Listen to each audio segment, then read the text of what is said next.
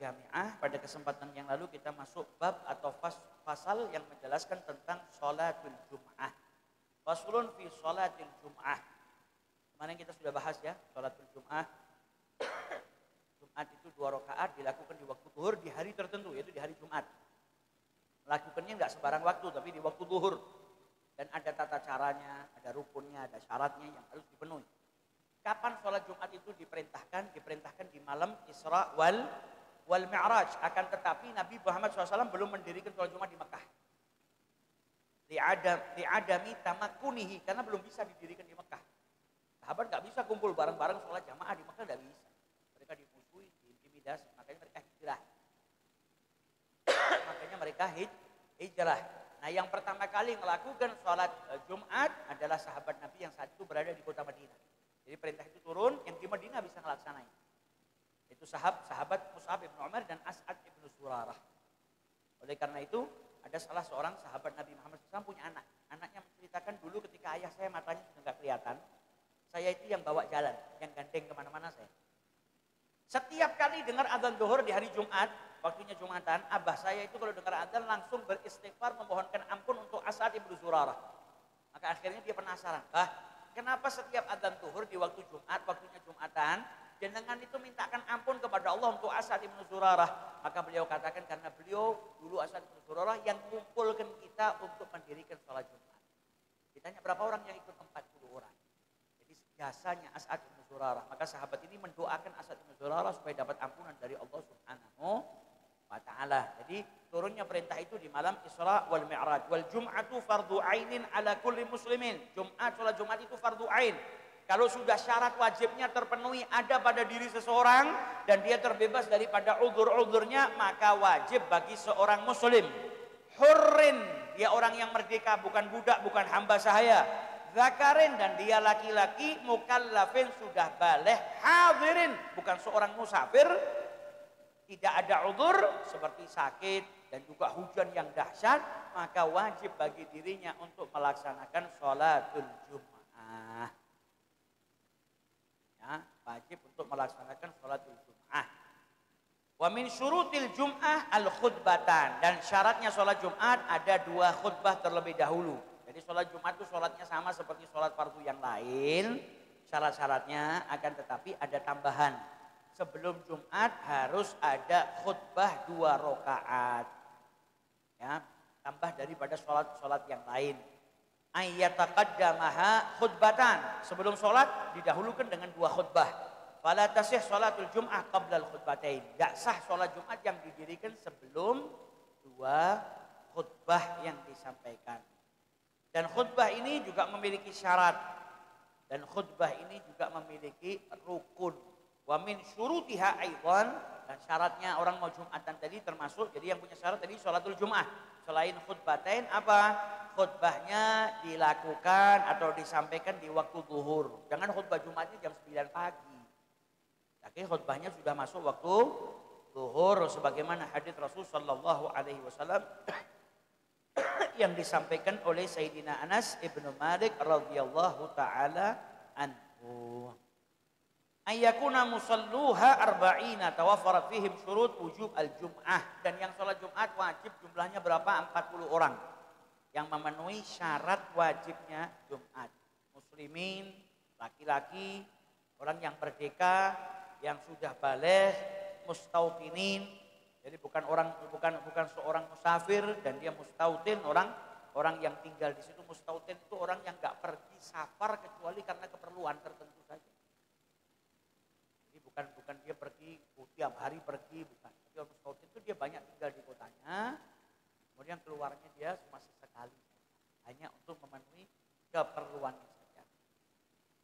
Dan jumlahnya ini 40 orang, wajib orangnya ada. Dari mulai awal Jumat sampai selesai sholat Jumat. Tidak boleh berkurang. Di jumlah 40 orang itu mulai dari awal sampai akhir. Nah, rukunnya khutbah apa? Hamdulillahi ta'ala. Yang pertama rukun. Kalau syarat itu harus dipenuhi sebelumnya. Kalau rukun harus dilakukan saat melaksanakan. Kalau ada rukun yang ditinggal menjadikan tidak sah. Rukunnya khutbah apa? Hamdulillahi ta'ala. memuji syukur kepada Allah Subhanahu wa taala dengan mengucapkan hamdallah. Ya, mengucapkan hamdulillah, memuji syukur kepada Allah Subhanahu wa taala. Enggak cukup kalau orang itu mengatakan la ilaha illallah, enggak cukup. Harus bersyukur. Hamdulillah. Wala asyukur lillah. Enggak cukup juga mengucapkannya asyukur lillah, enggak. Dia sudah ucapkan alhamdulillah. Kemudian bersolawat kepada Nabi Muhammad sallallahu alaihi wasallam. Allahumma salli ala Muhammad atau sallallahu ala Muhammad atau usalli ala Muhammad atau nusalli ala Muhammad. Ya, dia bersalawat kepada Nabi Muhammad sallallahu alaihi wasallam. Kemudian wal wasiyatu bittaqwa fihima, wasiat tentang ketakwaan kepada Allah Subhanahu wa taala fihima, di dalam khutbatain, khutbah pertama dan juga khutbah kedua. Isinya harus ada wasiatnya untuk bertakwa kepada Allah. Nah, isinya harus ada tentang ketakwaan kepada Allah Subhanahu wa taala, yaitu memerintahkan orang untuk melakukan apa yang diperintahkan oleh Allah dan menjauhi larangan Allah Subhanahu wa taala. Kita bisa baca ayatnya Allah Subhanahu wa taala yang di dalam Al-Qur'an yang isinya tentang menganjurkan seseorang untuk bertakwa. Ya ayyuhalladzina amanu taqullaha haqqa tuqatih. Atau baca sabdanya Nabi Muhammad, ittaqillah haitsu ma kunta. Di khutbah pertama, khutbah kedua harus ada wasiat takwa kepada Allah Subhanahu wa taala. Kemudian wa qira'atu ayatin minal Qur'an fi ihdahuma, membaca ayat Al-Qur'an yang mafhum, yang bisa dipahami, ayat Al-Qur'an fi ihdahuma, di salah satu daripada khutbah.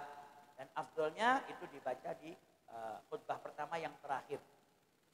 Pertama sebelum duduk baca salah satu daripada ayat Al-Qur'an. Kemudian wa du'a lil mu'minin fil akhirah, mendoakan untuk orang-orang yang beriman di khutbah yang terakhir. Kalau doanya di khutbah yang pertama dan di khutbah yang terakhir enggak ada doa untuk orang-orang yang beriman, untuk mukminin enggak sah. Jadi khutbah yang terakhir harus ada doa untuk orang-orang yang beriman. Kemudian syurut atau syarat sahnya khutbah. Wa yajibu an yakhtuba qa'iman illa li'udrin. Dan wajib seseorang itu berkhutbah dalam keadaan bersuci. Ini syarat sahnya ya. Wajib seseorang itu berkhutbah dalam keadaan berdiri. Wa yajibu ayyaktuba qa'iman illa li'udhrin, kecuali ada udhur, sakit yang memang betul menjadikan dirinya tidak bisa berdiri. Tapi kalau bisa berdiri wajib dia untuk berdiri. Kemudian mutatahhiran, dalam keadaan suci. Ya, dalam keadaan suci. Anna min syuruti sihhatil khutbatain taharatul khatib an hadatsil asghar wal akbar. Syarat sahnya khutbah itu seorang khatib dia harus suci dari hadas yang kecil maupun hadas yang besar. Dan suci juga daripada najis. Ya, yang tidak ma'fu, baik di pakaiannya, di tempatnya, dan juga di badannya. Wa yajibu al-julus bainahuma fawqa tuma'ninah as-shalah, dan wajib duduk di antara dua khutbah. Duduknya sebatas apa? Sebatas di atas tuma'ninahnya sholat. Kalau tidak duduk dianggap satu khutbah. Ya harus ada duduknya. Dan duduknya kadar waktunya melebihi daripada tuma'ninah sholat. Afdalnya dengan kadar waktu membaca surat Al-Ikhlas. Jadi ketika khatib itu berkhutbah, ketika dia duduk, afdalnya dia membaca surat Al-Ikhlas. Bismillahirrahmanirrahim. Qul huwallahu ahad, Allahus samad, lam yalid wa lam yulad wa lam yakul lahu kufuwan ahad. Nah, itu batasnya minimal. Afdalnya seperti itu. Kalau minimalnya di atas tuma'ninah salat. Kemudian al-muwalah, berkesinambungan antara rukun-rukunnya tadi dan antara khutbah dengan salat. Itu berkesinambungan. Wal makna anna min syuruti sihhatil khutbatain, makna daripada syarat sahnya dua khutbah ini al-muwalah baina arkanihima. Jadi berkesambungan antara rukun-rukunnya, enggak ada jeda waktu yang lama. Wal muwalah bainal khutbatain wa bainas shalah, antara khutbah dan antara salat. Nyambung. Jadi langsung tidak ada jeda yang lama, berkesinambungan. Kalau sampai panjang ya khutbah doa lil mu'minin yang belum berhenti tidak langsung sholat, cara apa makan siang dulu jamaah sama masjid. Habis itu baru sholat. Nah kalau kelamaan nggak harus diulang lagi. Jadi harus nyambung atau mualah. Dan kemudian di dalam syarat sahnya khutbatain juga disebutkan antakuna arkanihima bil arabiyah. Rukun-rukunnya khutbah harus disampaikan dengan bahasa Arab.